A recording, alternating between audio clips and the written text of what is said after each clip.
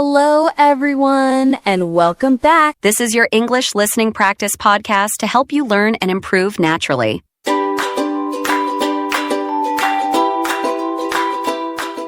Hey, friends. Welcome back to a brand new episode of our podcast. Today, we've got a beautiful English story for you. And along the way, we'll learn some amazing new words together. Hello, my friends. I'm your host, Julia.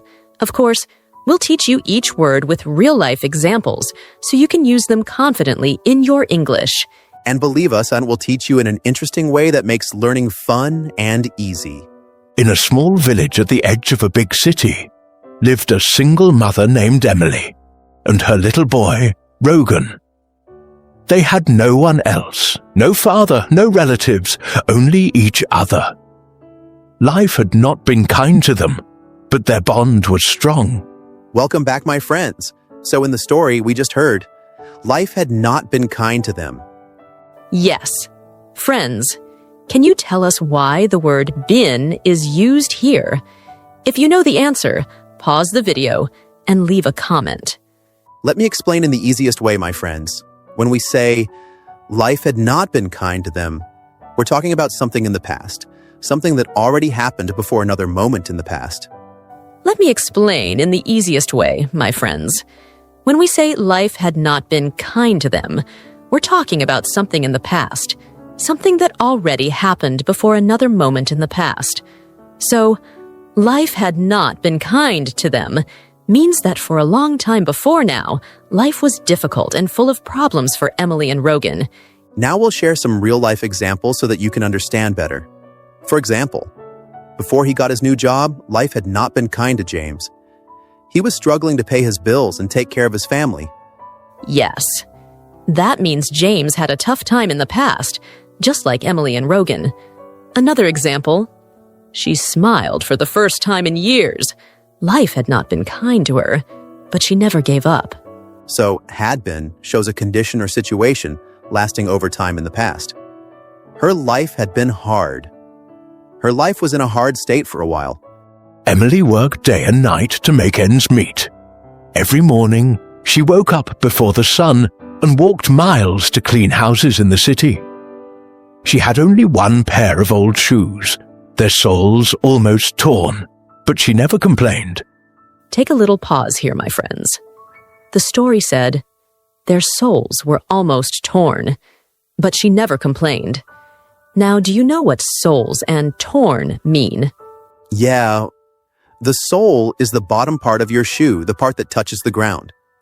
If the sole is torn, that means it's ripped or damaged, like the shoe is falling apart. Exactly. Let me give you a quick example. After walking for hours, the soles of my shoes were completely torn. That means the shoes were in really bad condition, just like Emily's. Rogan was just 8 years old, but he understood. He never asked for toys, or sweets, or new clothes. He studied hard at school, and every day he waited at the small window until his mother came home. One day, on her way back from work, Emily saw Rogan sitting quietly with a sad face. "What's wrong, my son?" she asked, kneeling beside him. "Mother, my school trip is tomorrow. Everyone is going." "But I didn't give the teacher the money," he said, looking down. Emily's heart broke into pieces. She had heard about the trip. It was only $100, but even that felt like a mountain to climb. That night, while Rogan was asleep, Emily sat by the small oil lamp. She counted every coin she had. Still short. She looked around the tiny room, and her eyes fell on her shawl, the only warm one she owned. The next morning she walked to the market. She sold the shawl and used the money to pay for Rogan's school trip. She shivered all the way back, but her heart was warm. When Rogan found out, he hugged her tightly. "Mother, I don't want to go anymore. I want you to stay warm." "No, my son, you must go. You deserve to see the world, even if I can't," she said, smiling gently. Welcome back, my friends. I got emotional by the story. Are you too? She looked around the tiny room. Here, look around. This is a phrasal verb. Yes, and phrasal verbs are very important for speaking fluent English. For example, look around means to check or observe your surroundings, like, I looked around the store, but I couldn't find what I needed. Nice. Then the story says, she shivered all the way back, but her heart was warm. Here, shiver means to shake slightly because of cold or fear. For example, he shivered in the rain because he forgot his jacket. As winter arrived, things became harder. Emily's cough got worse, and her feet hurt badly from walking in broken shoes. Still, she kept going. One cold morning, she fainted on the street.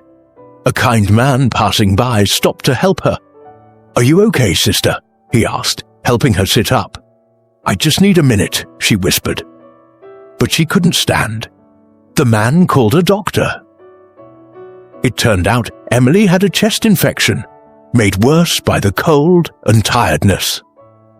Welcome back, my friends. That was a touching story, wasn't it? Absolutely. It shows how tough Emily's situation was. But now let's look at this sentence. Her feet hurt badly from walking in broken shoes. Still, she kept going. So what does keep going mean? Good question. Keep going means you don't stop. Even when things are hard, you stay strong and continue moving forward. Right.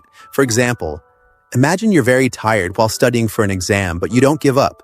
You keep going until you finish. Even though she was sick, she kept working to finish her project. This means she didn't stop working, even when she wasn't feeling well. Now let's explore another word from the story. Fainted. The sentence says, one cold morning, she fainted on the street. Yes, to faint means to suddenly lose consciousness. Like when your body shuts down for a moment, often because you're too tired, hungry, or sick. You might fall or collapse without warning. Right. For example, he fainted after standing in the sun for too long without drinking water. Rogan came to see her every evening. "I'll take care of you now, Mother," he said, holding her hand. Emily smiled. "You always did." The man who helped Emily was a school teacher. He had heard about Rogan before, from his principal. "A very polite and hard-working boy," the principal had said. The teacher met with the head of a scholarship program. A few weeks later, Rogan was offered a full scholarship to a better school in the city. Books, uniform, transport, everything included. When Emily heard the news, she cried. But these were tears of joy. "My son will have a better life," she whispered. Rogan grew up to be a kind and educated young man. He became a school teacher, just like the man who helped his mother that day. He built a small but beautiful home, and Emily never had to walk miles again. He bought her new shoes, warm clothes, and everything she had once given up for him. And every year on Mother's Day, he placed her old, worn-out shoes in a glass box.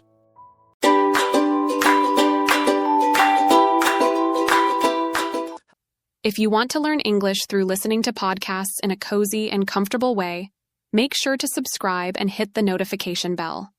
Our goal is to help you improve your fluency with daily English conversations, natural speech, and practical tips that fit into your everyday life.